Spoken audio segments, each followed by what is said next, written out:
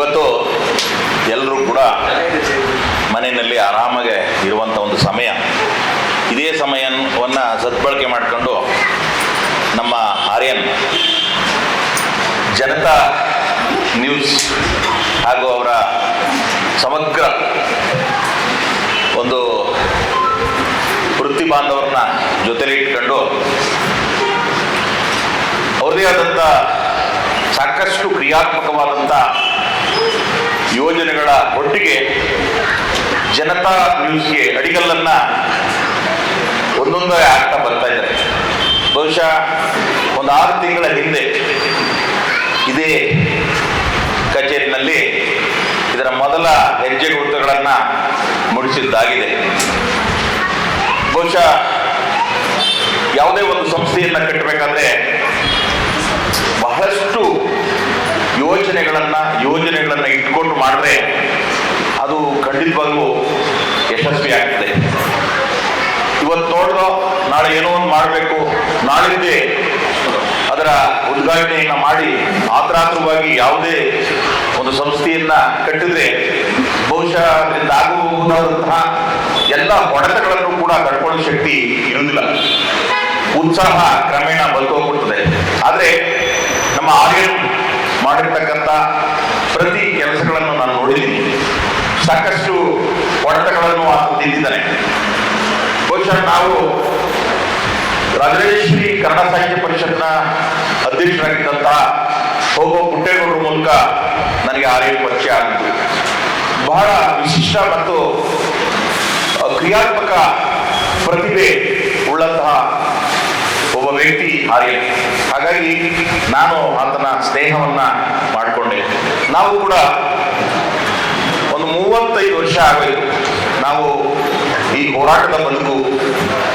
Professor N D Nanjundaswamy ಅವರೊಟ್ಟಿಗೆ ವಿದ್ಯಾರ್ಥಿ ದೆಸೆನಲ್ಲಿ ನಾವು ರೈತ ಚಳವಳಿ ಒಟ್ಟಿಗೆ ಗುರುತಿಸಿಕೊಂಡು ವಿದ್ಯಾರ್ಥಿ ಆಗಿದ್ದಾಗ ಇಂಜಿನಿಯರಿಂಗ್ ಮಾಡ್ತಾ ಇರೋದು ಕೂಡ ರೈತ ಚಳವಳಿಯ ಎಲ್ಲ ರೀತಿಯ ಹೋರಾಟಗಳಿರ್ಬೋದು ಅಥವಾ ಒಂದು ಸಂಘಟನೆಯನ್ನ ಕಟ್ಟುವಂತಹ ಸಂದರ್ಭದಲ್ಲಿ ಎದುರಾಗುವಂತಹ ಪರಿಸ್ಥಿತಿಗಳನ್ನ ಯಾವ ರೀತಿ ಎದುರಿಸಬೇಕು ಅನ್ನುವಂಥ ರೀತಿ ವಿವಾದಗಳನ್ನ ನಾವು ಒಂದು ಅಭ್ಯಾಸದ ರೀತಿಯಲ್ಲೇ ನಂಜುಂಡಸ್ವಾಮಿ ಅವರಿಗೆ ಕಲಿತು.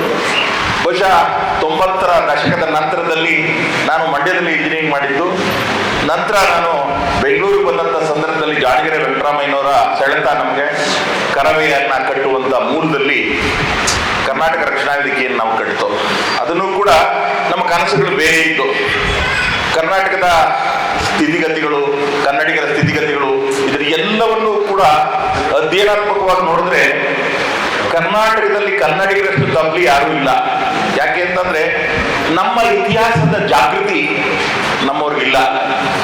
ಬದುಕು ಇವತ್ತು ವಿಘಟನೆ ಆಗ್ತಾ ಇದೆ. ಜಾಗತೀಕರಣ ಬಂದ ನಂತರದಲ್ಲಿ 90ರ ದಶಕದಲ್ಲಿ ಸಾಕಷ್ಟು ವೈಯಕ್ತಿಕವಾಗಿ ನಮ್ಮ ಬಗ್ಗೆ ಯೋಚನೆ ಮಾಡ್ತಾ ಇದ್ದೇವೆ ಹೊರತು ನಮ್ಮ ಸಮಾಜದ ಬಗ್ಗೆ ನಾವು ಗಂಭೀರವಾದಂಥ ಯತ್ನಗಳನ್ನ ಮಾಡ್ತಾ ಇಲ್ಲ. ಹಾಗಾಗಿ ಇಂಥ ಗಂಭೀರ ಚಿಂತನೆಗಳೇ ನಮ್ಮನ್ನು ಇವತ್ತು ಕೂಡ ಸಾಮಾಜಿಕವಾಗಿ ಏನಾದರೂ ಮಾಡಬೇಕು ಅನ್ನುವಂಥ ನಿಟ್ಟಿನಲ್ಲಿ ಸಾರ್ವಜನಿಕವಾಗಿ ಹೊರಕೊಂಡಿದ್ದೀನಿ. ನಾನು ಕೂಡ ಕರವೆಯ ಅನೇಕ ಕ್ರಾಂತಿಕಾರಿ ಹೋರಾಟಗಳಲ್ಲಿ ಪಾಲ್ಗೊಂಡು ಸಾಕಷ್ಟು ಜೈಲು ವಾಸ ಮತ್ತೆ ಕೇಸ್ಗಳನ್ನ ಆರಿಸ್ಕೊಂಡು ಅದು ಒಟ್ಟಾರೆ ವೈಯಕ್ತಿಕ ದಾರಿನ ಇಟ್ಕೊಂಡಾಗ ನಾವೆಲ್ಲ ಸ್ವತಂತ್ರವಾಗಿ ನಮ್ಮದೇ ಆದಂಥ ನವಕರ್ನಾಟಕ ಯುವಶಕ್ತಿ ಅಂತ 2002ರಲ್ಲಿ ಕಟ್ಟಿತು. ಇವತ್ತು ಬಳ್ಳಾರಿ, ಬೆಳಗಾವಿ, ಚಿತ್ರದುರ್ಗ ಎಲ್ಲ ಭಾಗಗಳಲ್ಲೂ ಕೂಡ 18 ವರ್ಷಗಳ ಪಯಣ ಬಹಳ ಕ್ರಾಂತಿಕಾರಿ ಹೆಜ್ಜೆಗಳನ್ನ ಇಟ್ಟಿದ್ದೀವಿ. ಜೊತೆಗೆ ನಾನು 96ರಲ್ಲಿ ಹೊಸ ಅಲೆಯ ಅಂತ ಒಂದು ಪತ್ರಿಕೆಯನ್ನ ಬೆಂಗಳೂರಿನಲ್ಲಿ ಬಂದಂತ ಸಂದರ್ಭದಲ್ಲಿ ಮಾಡುವಂಥದ್ದು.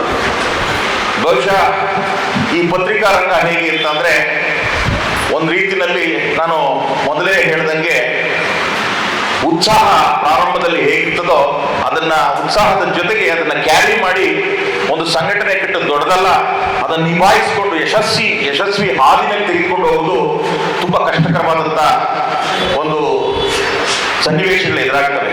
ಅಂತ ಸಂದರ್ಭವನ್ನ ತಮ್ಮ ಅನುಭವಗಳ ಆಧಾರದ ಮೇಲೆ ಗಟ್ಟಿಯಾಗಿ ನಿಂತು ಯಾವುದೇ ಹೊಡೆದು ಕೂಡ ಜಗ್ಗೇ ಇರಬೇಕಾದ್ರೆ ನಾವು ಒಂದೊಂದೇ ಹೆಜ್ಜೆಗಳನ್ನ ಇಡ್ತಾ ಹೋಗ್ಬೇಕಾಗ್ತದೆ. ಅಂಥದೇ ಹೆಜ್ಜೆಗಳನ್ನ ಆರ್ಯನ್ ಇಟ್ಟದ್ದು ನಾನು ನೋಡಿದ್ದೀನಿ. ಹಾಗಾಗಿ ಪ್ರಾರಂಭದ ಹಂತದಿಂದಲೂ ಕೂಡ ನಿನ್ನೊಟ್ಟಿಗೆ ನೀನು ಏನೇ ಮಾಡಿದ್ರು ಕೂಡ ನಿನ್ನೊಟ್ಟಿಗೆ ನಾನು ಇರ್ತೀನಿ ಅಂತ ಹೇಳಿದ್ದೆ, ಇದೇ ಕೂಡ. ಹಾಗಾಗಿ ನಾನೇನು ಕೂಡ ಇರ್ತೀನಿ ಅಂತ ಕೂಡ ನಾನು ಭರವಸೆಯನ್ನು ತುಂಬಲ್ಲ. ನಾನು ಕೂಡ ತುಂಬಾ ಆತ್ಮವಿಶ್ವಾಸ ಉಳ್ಳಂತ ವ್ಯಕ್ತಿ, ತುಂಬಾ ಆಕಾಶಕ್ಕೆ ನೆಗಿಬೇಕು ಅನ್ನುವಂತ ಎತ್ತರದ ಗುರಿ ಇಟ್ಕೊಂಡಂತ ವ್ಯಕ್ತಿ. ಆದ್ರೆ ನೆಗೆದರೆ ಆಕಾಶ ಸಿಗ್ತಾ ಇಲ್ಲ. ಹಾಗಾಗಿ ನಾವು ಯಾವುದೇ ಒಂದು ಗೆರೆನ ಹೇಳ್ಕೊಂಡು ಬದುಕ್ತಾರೆ ಜನ ಅಲ್ಲ. ಮುಕ್ತವಾಗಿ ಬದುಕನ್ನ ಇವತ್ತಿನವರೆಗೂ ಒಂದು ರೀತಿ ಆಕಾಶದಲ್ಲಿ ಹಾರುವಂತ ಹಕ್ಕಿಗಳ ರೀತಿಯಲ್ಲಿ ಬದುಕನ್ನು ಕೂಡ ಇಟ್ಕೊಂಡಿದ್ದೀವಿ. ಇದು ಹೇಗೆ ಇರಬೇಕು ಅನ್ನುವಂಥದ್ದಲ್ಲ. ಯಾಕೆಂತಂದ್ರೆ ಇವತ್ತು ಮಾಧ್ಯಮ ಜಗತ್ತು ಹೇಗಾಗಿದೆ ಅಂದ್ರೆ, ನಾವು ಮಾಧ್ಯಮ ಜಗತ್ತನ್ನ ಬಹಳ ಹಳೆಯ ಕಾಲದಿಂದಲೂ ಕೂಡ ನೋಡ್ಕೊಂಡು ಬಂದಿದ್ವಿ. 70ರ ದಶಕದಲ್ಲಿ ಕರ್ನಾಟಕದ ರಾಜಕೀಯ ದಿಕ್ಕನ್ನೇ ಬದಲಿಸಿದಂತಹ ಲಂಕೇಶ್ ಪತ್ರಿಕೆಯನ್ನು ಕೂಡ ಓದ್ಕೊಂಡು ಬಂದಿದ್ದೀವಿ. ಅದು ಮೂಡಿಸಿದಂತಹ ಛಾಪುಗಳು ಕರ್ನಾಟಕದ ಮಾಧ್ಯಮ ಲೋಕದಲ್ಲಿ ವಿಶಿಷ್ಟ. ಮತ್ತು ಯಾವತ್ತೂ ಮತ್ತೆ ಇನ್ನೊಂದು ಲಂಕೇಶ್ ಬಿಟ್ಟಲ್ಲ. ಅಂತಹ ಅವ್ರ ಜೊತೆಯಲ್ಲಿ ಒಬ್ಬ ಆರ್ಯನ್ ಕೈ ಸಾಧ್ಯ ಇಲ್ಲ, ಒಬ್ಬ ಲಂಕೇಶ್ ಕೈ ಸಾಧ್ಯ ಆಗಿರಲಿಲ್ಲ.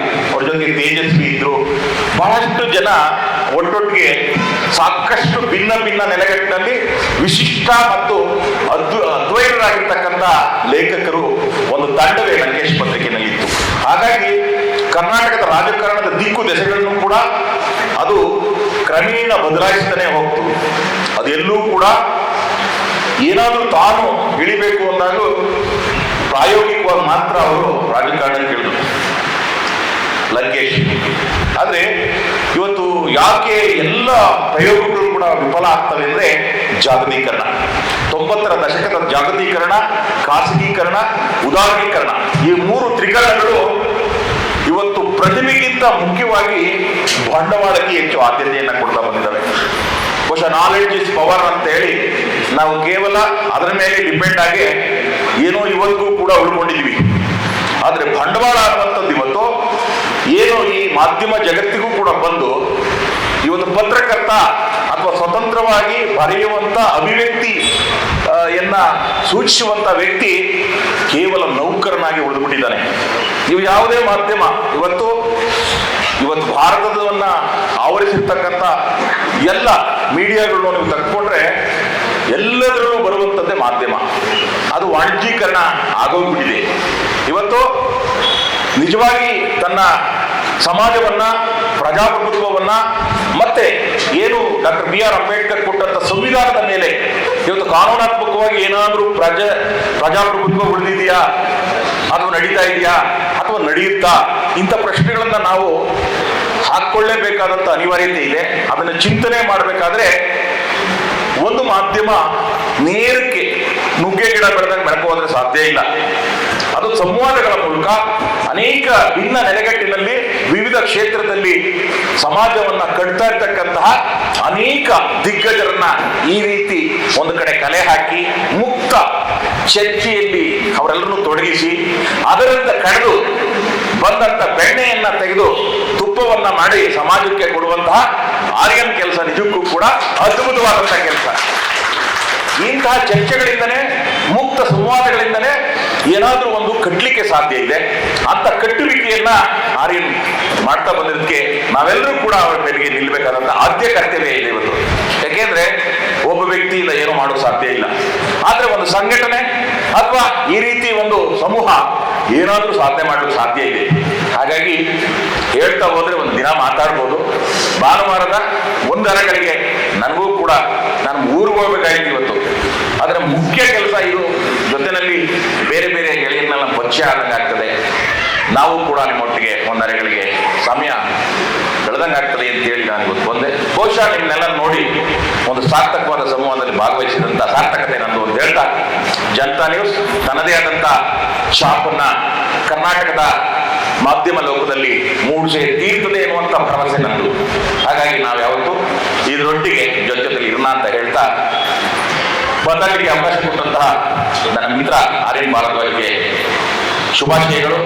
ಜನತಾ ನ್ಯೂಸ್ ಚಾನೆಲ್ನ ಎಲ್ಲ ಸಿಬ್ಬಂದಿಗೂ ಕೂಡ ಬಹಳ ಕ್ರಿಯಾಶೀಲವಾದಂತ ಉತ್ಸಾಹ ಇರ್ತಕ್ಕಂಥ ಸಿಬ್ಬಂದಿ ಇದ್ದಾರೆ. ಒಳ್ಳೆಯದಾಗಲಿ. ನಮಸ್ಕಾರ. Thank you sir, thank you. ಇತ್ತೀಚೆಗೆ ಹಲವಾರು ಚಿತ್ರಗಳ ಕ್ಲಿಯರ್ ಮತ್ತೆ ಅವ್ರದೇ ಆದಂತಹ ಯಂಗ್ಸ್ಟಾರ್ ಅಂತ ಒಂದು ಸಂಸ್ಥೆಯನ್ನು ನಡೆಸಿರ್ತಕ್ಕಂಥ ರವಿ ಸರ್ ಅವರು ಕೂಡ ವೆಲ್ಕಮ್. ಹಾಗೂ ನನ್ನ ಪ್ರೀತಿಯ ಬ್ರದರ್ ಚಲನಚಿತ್ರ ನಿರ್ಮಾಪಕರು, ನಿರ್ದೇಶಕರು, ನಟರು ಆದಂತಹ ಆಸ್ಕರ್ ಕೃಷ್ಣಣ್ಣ ಕಾರ್ಯಕ್ರಮಕ್ಕೆ ಹಾಗೂ ಜನಸಂಘ ಸಮಿತಿಗೆ ಸ್ವಾಗತ, ಸುಸ್ವಾಗತ. Jayaram sir, JS pre university ಕಾಲೇಜ್ನ ಚೇರ್ಮನ್, ನಿನ್ನೆವಾಗಿ ಜಸ್ಟ್ ಇನ್ವೈಟ್ ಮಾಡಿದೆ ಸರ್, ಈ ತರ ಒಂದು ಕಾರ್ಯಕ್ರಮ ಮಾಡ್ತಾ ಇದ್ದೀವಿ, ನಮ್ದೊಂದು ಸಮಿತಿಯನ್ನ ಮಾಡಿದ್ದೀವಿ, ನೀವು ಎಜುಕೇಶನಲ್ ಸೆಕ್ಟರ್ ಇಂದ ನಮ್ಮ ಜೊತೆ ಇರಬೇಕು ಅಂತ ಸುಮಾರು 15 ನಿಮಿಷ ನಮಗೆ ಸಮಯಾವಕಾಶ ಕೊಟ್ಟು ಟೀ ಕುಡಿಸಿ ನಮ್ಮ ಆಲೋಚನೆಯನ್ನ ಕೇಳಿ ನಾವಿರ್ತೀವಿ ನಿಮ್ಮ ತಂದೆ ಜೊತೆ ಮಾಡಿ, ಬಟ್ ಒಂದು ರಿಕ್ವೆಸ್ಟ್, ರಾಜಕೀಯ ಡಿಬೇಟ್ ಎಲ್ಲ ಕರಿಬೇಡಿ, ಎಜುಕೇಶನ್ ಡಿಬೇಟ್ ಮಾತ್ರ ಕರೀರಿ ಅಂತ ಹೇಳಿದ್ರು.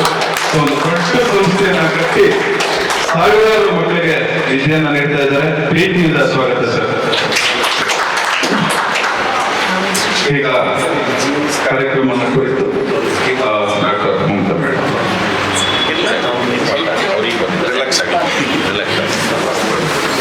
ಎಲ್ರಿಗೂ ನಮಸ್ಕಾರ. ನನ್ನ ಹೆಸರು ಡಾಕ್ಟರ್ ಮಮತಾ ಅಂತ, ವೃತ್ತಿಯಲ್ಲಿ ಗ್ರಂಥವೇನೆ. ಅಷ್ಟೇ ಅಲ್ಲ, ನಾನು Karnataka state youth welfare association general secretary state ಲೆವೆಲಲ್ಲಿ, ಮತ್ತೆ BJP ಸಮರ್ಥಕ ಮಂಚಲ್ಲಿ ಜನರಲ್ ಸೆಕ್ರೆಟರಿ ಸ್ಟೇಟ್ ಲೆವೆಲಲ್ಲಿ. ಅಲ್ಲಿ ಇರೋ ಒಂದು ಹುದ್ದೆ ತಗೊಳ್ಳೋದಕ್ಕಿಂತ ಅದನ್ನ ಅಷ್ಟಕ್ಕಾಗಿ ನಿಭಾಯಿಸೋದು ಮುಖ್ಯ ಅಂತ ನನ್ನ ಅನಿಸಿಕೆ. ಈ ನಿಟ್ಟಿನಲ್ಲಿ DVG ಅವರು ಹೇಳೋ ಒಂದು ನಾನೇನು ಮಾಡ್ಕೊಬರ್ತಾರೆ, ಹಾಗೂ ಬೆಟ್ಟದಲ್ಲಿ ಮನೆಗೆ ಮಲ್ಲಿಗೆ ಹಾಗೂ ಕಲ್ಲಾಗು ಕಷ್ಟಗಳ ಗೋಡೆ ಹಳೆಯೇ, ಕಲ್ಲು ಸಕ್ಕರೆಯಾಗು ದೀನರ ದುರ್ಬಲರಿಗೆ ಎಲ್ಲರೊಳಗುಂದಾಗು ಮಂದುತಿ ಮಾತ ಮಂದುತಿ ಕನ್ನಡ ಈ ಸಾಲುಗಳು ಅದನ್ನು ತುಂಬಾ ಇಷ್ಟವಾದ ಸಾಲು. ಯಾಕಂದ್ರೆ ನಾವು ಸಮಾಜ ನಮಗೇನು ಕೊಟ್ಟು ಹೋಗೋದಕ್ಕೆ ನಾವು ಸಮಾಜದಲ್ಲಿ ಏನು ಕೊಡುಗೆ ಕೊಡ್ತೀವಿ ಅನ್ನೋದು ತುಂಬಾ ಮುಖ್ಯ ಆಗುತ್ತೆ. ಇಲ್ಲೆಲ್ಲ ನಾವು ಎಲ್ಲಾ ಕ್ಷೇತ್ರಗಳಲ್ಲಿ ಸಾಧನೆ ಮಾಡಿದ್ರು ನಡೆದಿದ್ದ.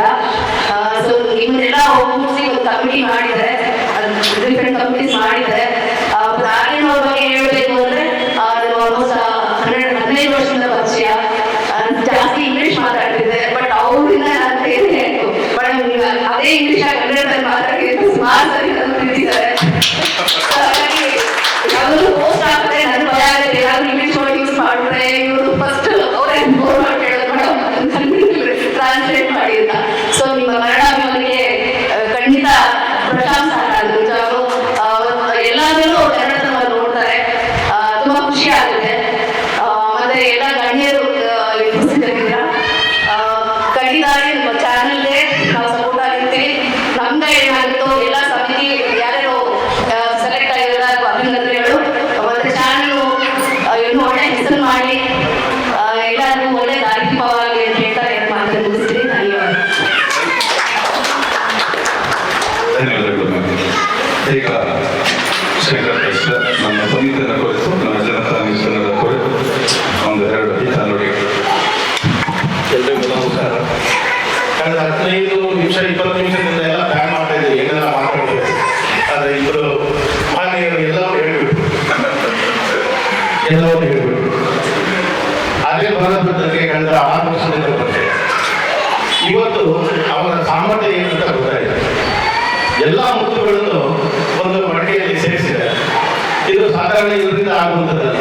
ವಿವಿಧ ವರ್ಗದಿಂದ ವಿವಿಧ ಸಾಧನೆಯನ್ನು ಗುರುತಿಸಿ ಅವರನ್ನು ಇಲ್ಲಿ ಬರಮಾಡಿ ಈ ಒಂದು ಜನತಾ ನ್ಯೂಸ್ ಕನ್ನಡಕ್ಕೆ ಮೆರುಗು ನೀಡುವಂತಹ ಫೆದರ್ ಗ್ರೌಂಡ್ ಅಂತ ಹೇಳ್ತಾರೆ.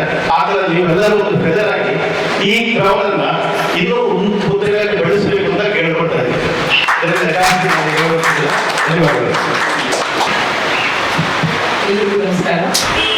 ಅಕಸ್ಮಾತ್ ನಾನೇನಾದ್ರೂ ಮಧ್ಯದಲ್ಲಿ ಇಂಗ್ಲಿಷ್ ಪದ ಬಳಕೆ ಮಾಡಿದ್ರೆ ಕ್ಷಮೆ ಇರಲಿ ಅಂತ ಹೇಳ್ತೀನಿ. ಯಾಕಂದ್ರೆ ಇದು ಕನ್ನಡಿಗರ ಶಕ್ತಿ ಅಂತ. ಸ್ವಾಮಿ ಭಾರದ್ವಾಜ್ ಅವರೇ, ಆರ್ಯನ್ ಅಂತ ಕರಿತೀನಿ ಪ್ರೀತಿಯಿಂದ. ಭಾರದ್ವಾಜ್ ಅಂತ ಹೇಳಕ್ಕೆ ಹೆಮ್ಮೆ ಅನಿಸ್ತದೆ. ಅಕ್ಕಪಕ್ಕದಲ್ಲಿ ಎಲ್ಲಾದ್ರೂ ನಿಮ್ಮ ಪಕ್ಕದಲ್ಲಿ ಸ್ವಲ್ಪ ಚೆಕ್ ಮಾಡ್ಕೊಳ್ಳಿ. ವಿವೇಕಾನಂದರದ್ದು ಆತ್ಮ ಏನಾದ್ರೂ ಓಡಾಡ್ತಿದೆಯಾ ನೋಡಿ, ಸ್ವಲ್ಪ ನೋಡ್ಕೊಳ್ಳಿ. ಯಾಕೆ give me 100 youths, I'll turn this nation to be a productive nation ಅಂತ ಹೇಳಿ ಜ್ಞಾಪಕ ಇದೆ ನಿಮಗೆ. ಅಂದ್ರೆ ನನಗೆ 100 ಜನ ಯುವ ಶಕ್ತಿಯನ್ನ ಕೊಡಿ, ಈ ದೇಶವನ್ನ ಎತ್ತಿ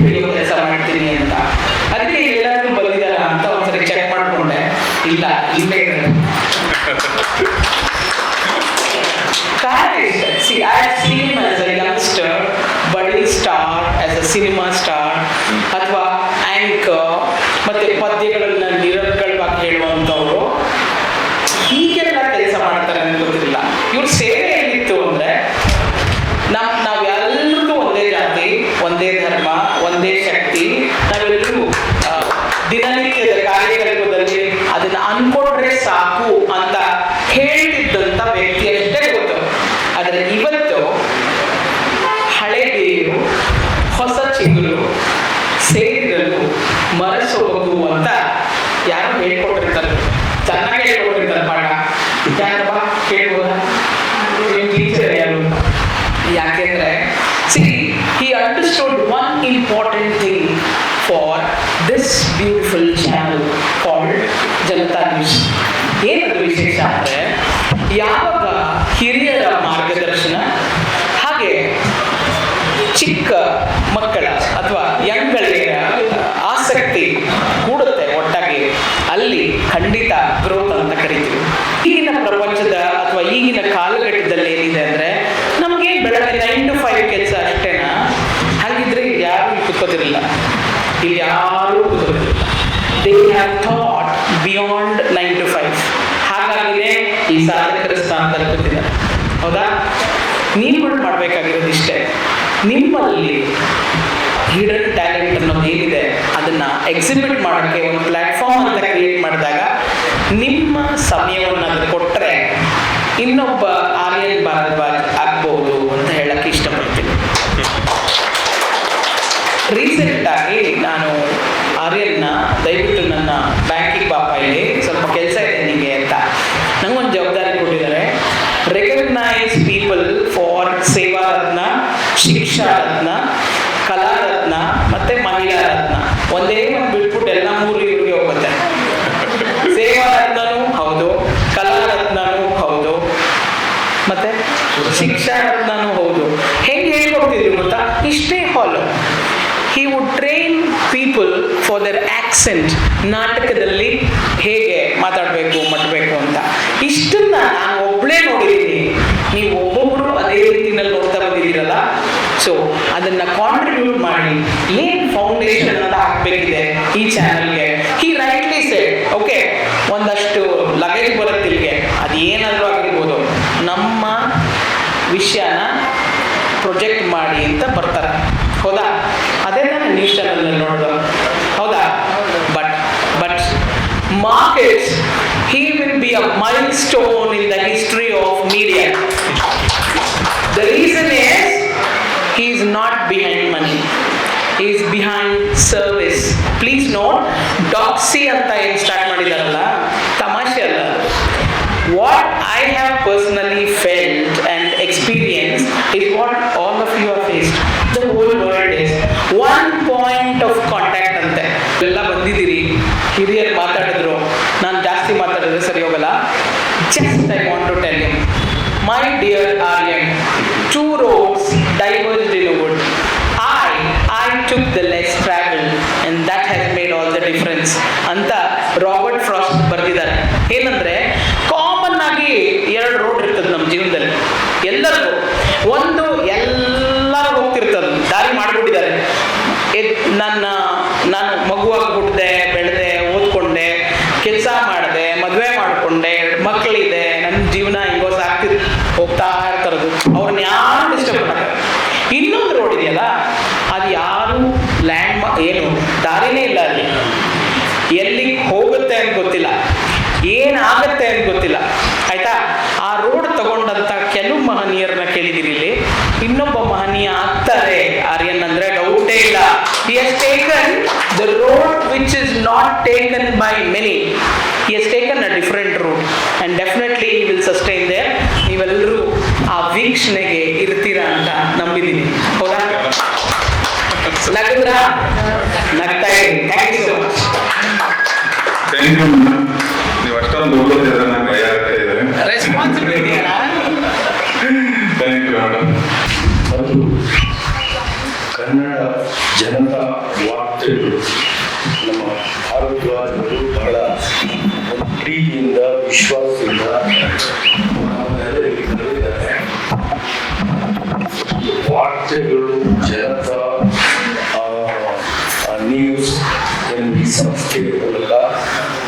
ಜನರಿಗೆ ಮಾಹಿತಿಯನ್ನ, ನೈಜ ಮಾಹಿತಿಯನ್ನ ನೀಡುವುದರ ಜೊತೆಗೆ ಜನರನ್ನ ಮಾಹಿತಿಗೆ ಒಳಪಡಿಸಿದಾಗ ಸಮಾಜದಲ್ಲಿರ್ತಕ್ಕಂಥ ಎಲ್ಲ ವಿಷಯಗಳ ಪರಿಚಯ ಅವ್ರಿಗೆ ಆಗ್ತದೆ ಅಂತ ನಾನು ಭಾವಿಸ್ಕೊಂಡಿದ್ದೇನೆ.